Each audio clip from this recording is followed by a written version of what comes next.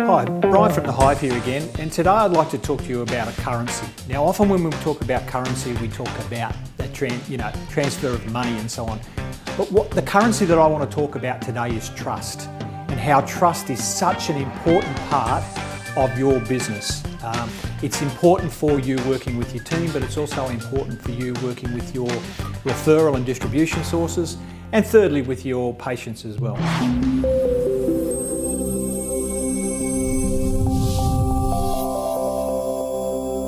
So as professionals, we all like to think that we're trustworthy and that we maybe are trusted advisors for our patients. But are we really? What I'd like to do is explore this concept of trust a little bit more in terms of an equation. So if we wrote down that trust equals, the first thing is credibility. In other words, are you credible? It's capability. Do you know what you're doing? Are you at the top of your profession? Are you physically able to do the things that you need to do? Are you qualified? Do you show your qualifications?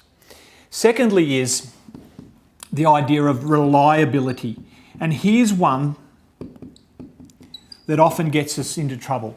Reliability is that sense of saying, I'll do what I say I'll do. But it's not only that. Is if you say that somebody has a 3:30 p.m. appointment and they sit in there till 4:10, that doesn't engender trust, it doesn't engender reliability.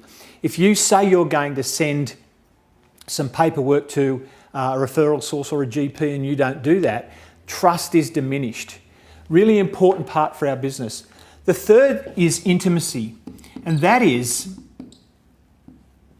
not that we need to pull our heart out and lay it on the table, but can you have deeper conversations in terms of the emotional and spiritual requirements of your patients and the people that you're working with. It says this, that I'm prepared to share a bit of me and you can share a bit of you, and we will honour that communication between us and we'll honour that energy between us. So intimacy. Divided by self-interest. And that simply means this. If it's all about you, people won't trust you.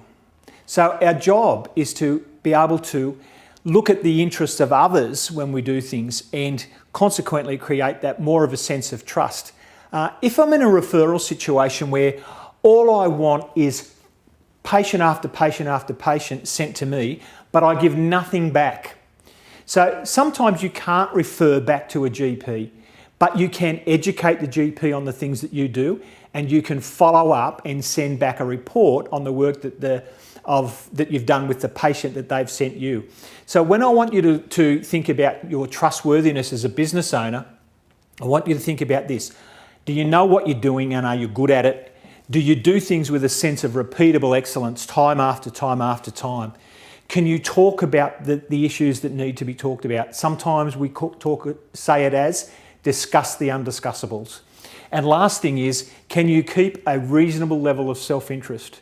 One of the things I noticed about people in allied health is that self-interest sometimes needs to lift, that their pricing sometimes doesn't engender trust because it is a little bit too cheap.